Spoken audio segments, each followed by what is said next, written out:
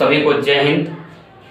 हम blood cell पे बात कर रहे थे, जिस पे हमने आरबीसी कंप्लीट कर लिया था और हमने डब्ल्यूबीसी कंप्लीट कर लिया था, और आज हम प्लेटलेट्स पे बात करेंगे।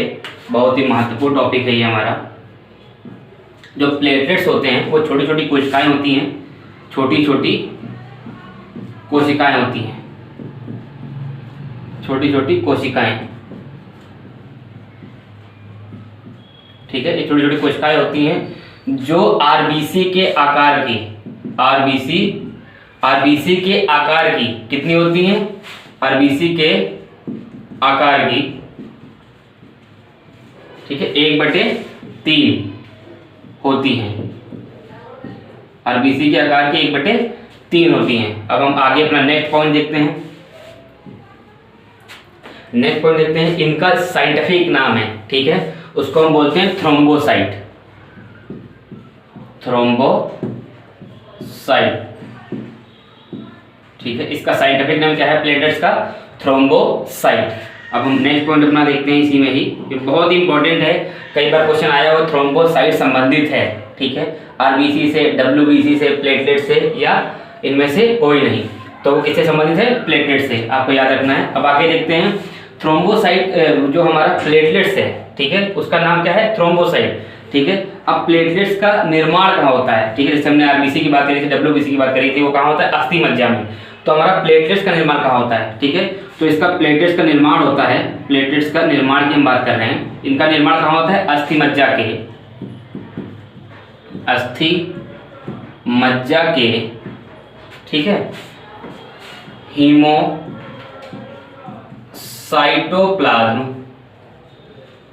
साइटोप्लाज्म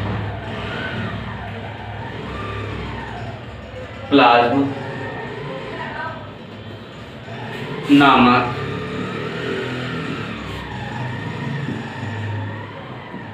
कोशिका में, ठीक है, हीमोसाइटोप्लाज्म नामक कोशिका में किसका निर्माण होता है? हमारा प्लेटलेट्स का। क्वेश्चन पूछेगा अगर कि प्लेटलेट्स का निर्माण कहाँ होता है, तो अस्थि मज्जा के हीमोसाइटोप्लाज्म नामक कोशिका में किसका निर्माण होता है?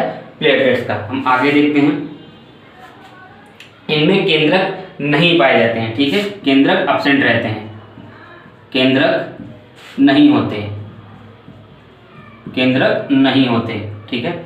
आगे ही अब नेक्स्ट पॉइंट की बात कर लेते हैं, इसी में ही हम 1 2 3 और ये हमारा 4 और ये हमारा 5वां पॉइंट इसी में ही है, ठीक है। इनका जो जीवन काल होता है, जीवन काल की हम बात करते हैं, तो जीवन काल कितना इनका होता है? 8 से 12 दिन, 8 से 12 दिन, ठीक है, और कहीं कहीं पे दिया होता है 10 से 12 दिन, तो अकॉर्डिंग टू ऑप्शन आपको याद रखना है, ठीक है। आगे देखते हैं, इनका जीवन काल आपको पता चल गया। इनकी संख्या हम देख लेते हैं। जो प्लेटलेट्स की संख्या होती है तो वो कितनी होती है? 2.5 लाख से 5 लाख प्रति घन mm, ठीक है। यहाँ तक आपको क्लियर हो गया।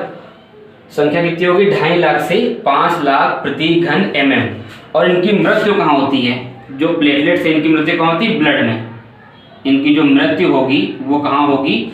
ब्लड में, ब्लड, इनकी मृत्यु कहाँ होगी? ब्लड में। और इनका जो कार्य होगा, ठीक है, हम बात करते हैं इनके कार्य की, इनके कार्य की बात करते हैं, इनके कार्य की बात करते हैं, तो ये क्या कार्य करती है प्लेटलेट्स? रक्त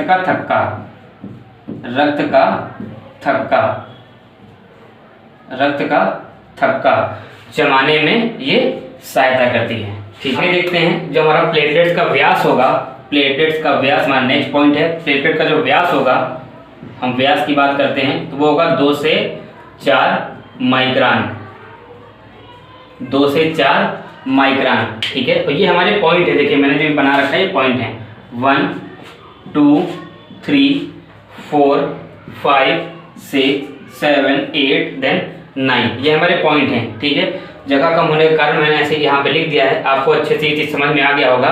मान लीजिए कोई हमें बाहर से पीट रहा है, डंडे से पीट रहा है, या तो कोई उंगली काट रहा है। अब हमें पीट दिया अगर, तो फिर ब्लड निकलना चालू होगा, या तो कोई उंगली काटा तब भी ब्लड निकलना चालू होगा। जब ब्लड निकलेगा तो क्या होगा? रक्त का थक्का जमेगा।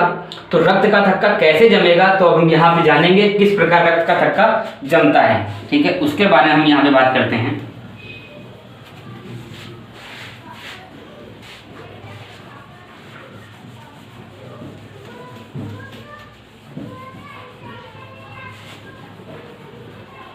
हम बात करते हैं रक्त का थक्का कैसे जमता है। ठीक है, रक्त का थक्का कैसे जमता है और उनमें कौन चीजें सहायक हैं। ठीक है, तो उसमें हम सबसे पहले यहां पर देखते हैं। सबसे पहले हमारा उसमें होगा आपका विटामिन के। ठीक है, उसमें क्या होगा, विटामिन के और कैल्शियम।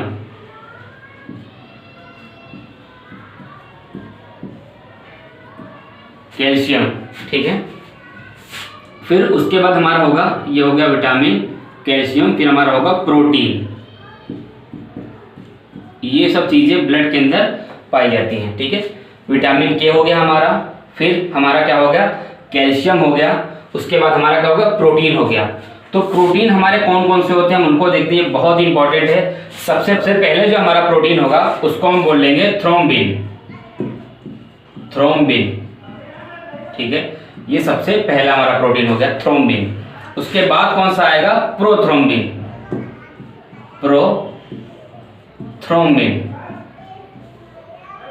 फिर जो हमारा तीसरा होगा थ्रोम्बिन, प्रोथ्रोम्बिन, फिर होगा हमारा फाइब्रिन।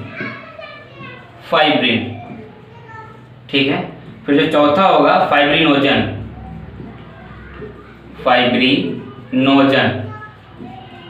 और फिर जो हमारा पांचवा होगा वो होगा ग्लोबुलिन। ठीक है, कौन कौन से प्रोटीन हमारे हैं, थ्रोम्बिन, प्रोथ्रोम्बिन, फाइब्रिनोजन और ग्लोबुलिन। ठीक है, अब जो हमारा थ्रोम्बिन होगा, थ्रोम्बिन हमारा फाइब्रिनोजन से क्रिया करके रक्त का थक्का जमाता है। आज की क्लास हमारी यहीं पे समाप्त होती है। जय हिंद, जय भारत।